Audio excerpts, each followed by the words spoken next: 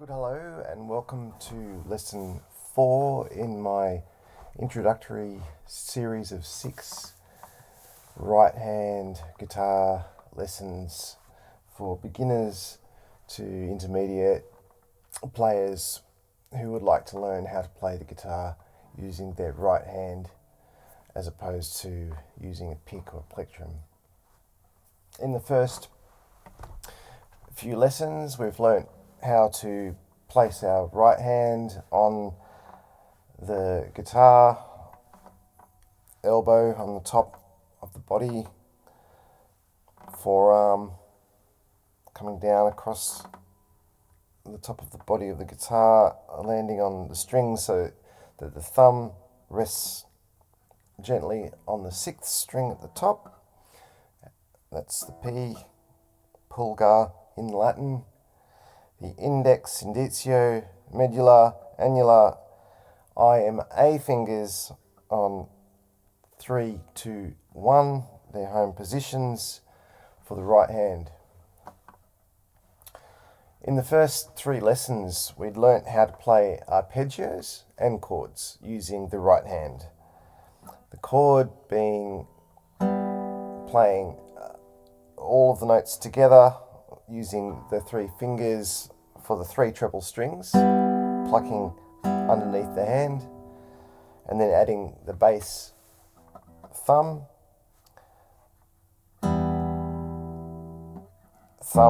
striking downwards from the ceiling to the floor and circling around. The movement coming from the joints of the thumb here, knuckles here, and there should be no movement in the right arm like bouncing around like this. It's a very stable position. The movements primarily come from the knuckle joints here, as I said. So whether you're sitting in a classical position like this with the guitar on your left leg, or whether you're sitting like the way I'm sitting now, in an informal position, is up to you. As long as you've got your right hand and right forearm in the correct position, and the placement being on the bridge side of the sound hole primarily. The hand will move from time to time, depending on the tone colour you want. But for the majority of playing, this is being your home position where you get that nice full sound.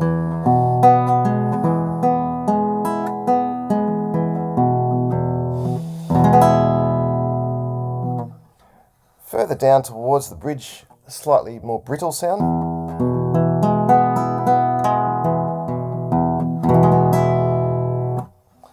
Towards the fretboard, a little softer in tone.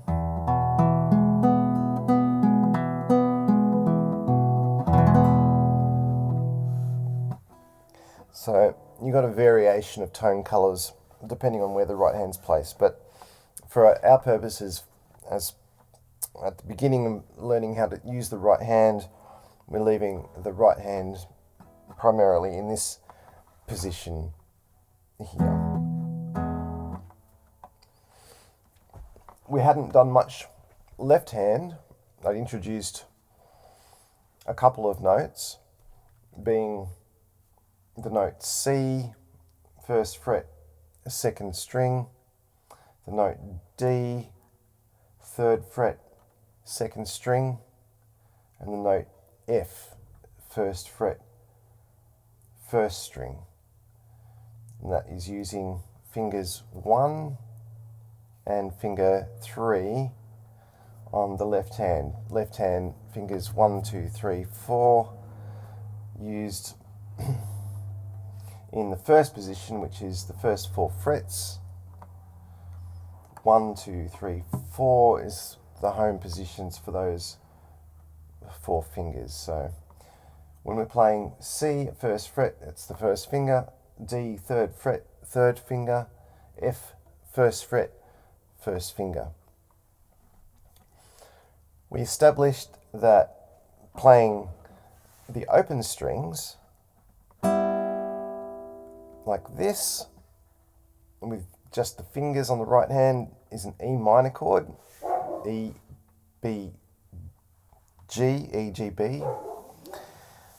And then with the bass E, we get a full E minor chord with a roll like this, as a block like this.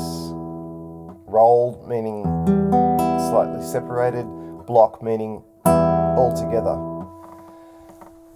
Let me just introduce this idea of the right hand as opposed to using a pick or plectrum, and I've mentioned this a number of times. The reason that it is so liberating to be able to use the right hand when you're playing the guitar is because it opens up a world of harmonic possibilities. When you're using a pick, you can strum, you can play individual notes, you can even play double stops like this. But if you want to play a note, say on the second string, and a note on the fifth string simultaneously like this, you can't really do it unless you hold the pick and sort of do it like that, but then you're only limited to very minimal options, and it's just not as flexible as using the right hand. So when you can actually use the right hand appropriately, you can start to do all sorts of things.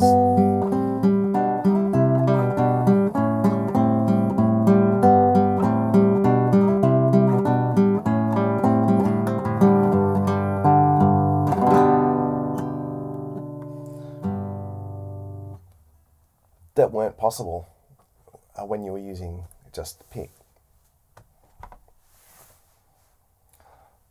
I'm not going to say it's better or worse. I'm just going to say that I think using the right hand with a classical technique and finger style is more flexible. There are more options available to you. All right, let's continue from where we were in lesson 3. So the exercises that I provided were using the arpeggios on the right hand like this, P, I, M, A, M, I.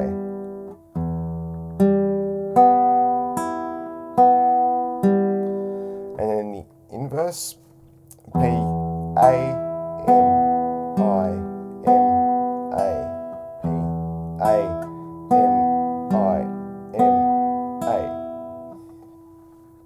And then the chord, block chord, playing all together. We introduced, as I said before, the note C. So when we place the C on the first fret of the second string, we get a C major chord. So that's C, E, and G.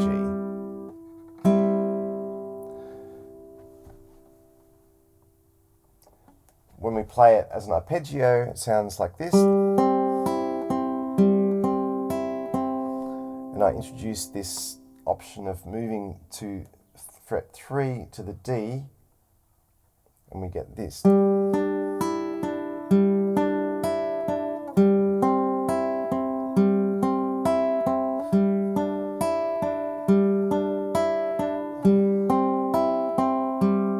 This is a G chord with a sixth.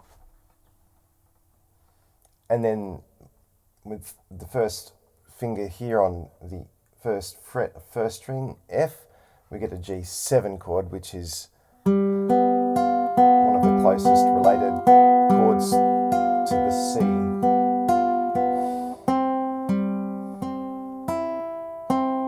Major.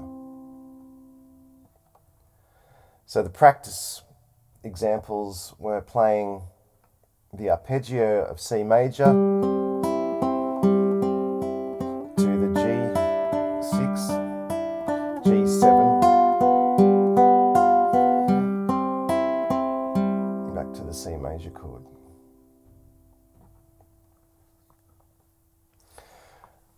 we won't introduce too many fingers on the left hand yet because we're still working with the right hand, working on producing a full tone and being stable with our arpeggios and with our chords.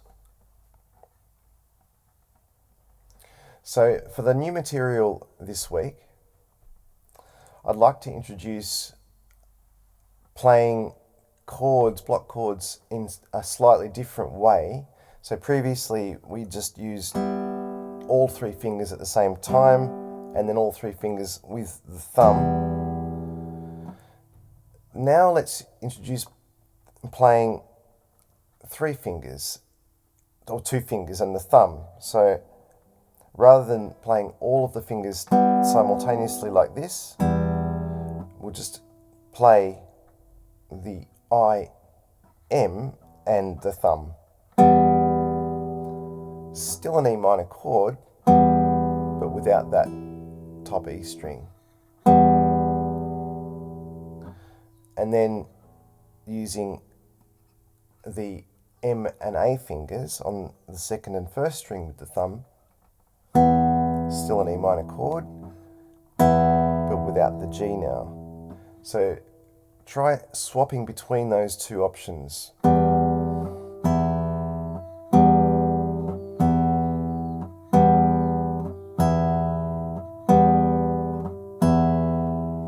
And then the third option being index and ring, I and A together,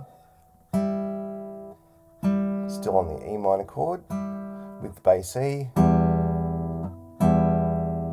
So we can go P, I, M, P, M, A, P, I, A.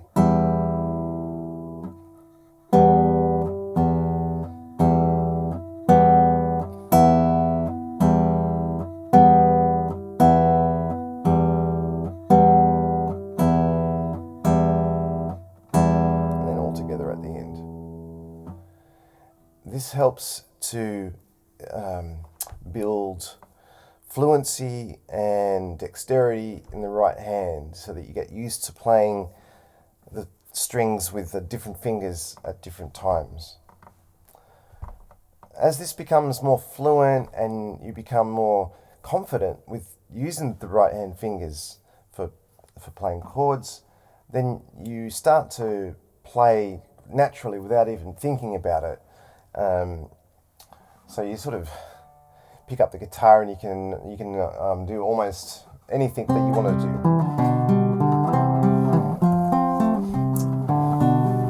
If anyone's seen Better Call Saul, for example,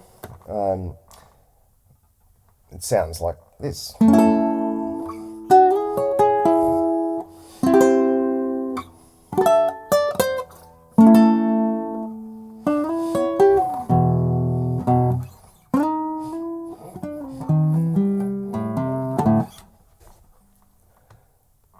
Yes, you can play it with a pick, possibly, partially, but it's so much easier when you're using all of your fingers, as you can see.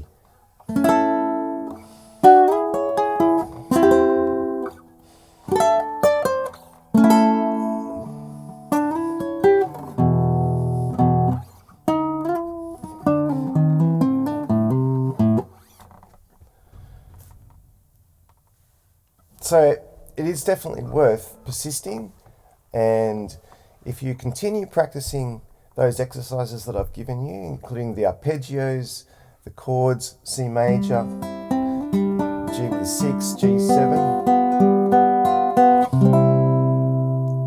and the varying arpeggios and chord shapes on the right hand, using IM, MA, IA in conjunction with the thumb. Use those shapes also with the chords we've done down here. So IM, IM, MA, MA on the right hand. I hope you enjoy playing with the right hand. persist, and if you can get through those exercises and practice regularly, you'll be well on your way to being able to play with a right hand technique. I'll see you next week. Thank you.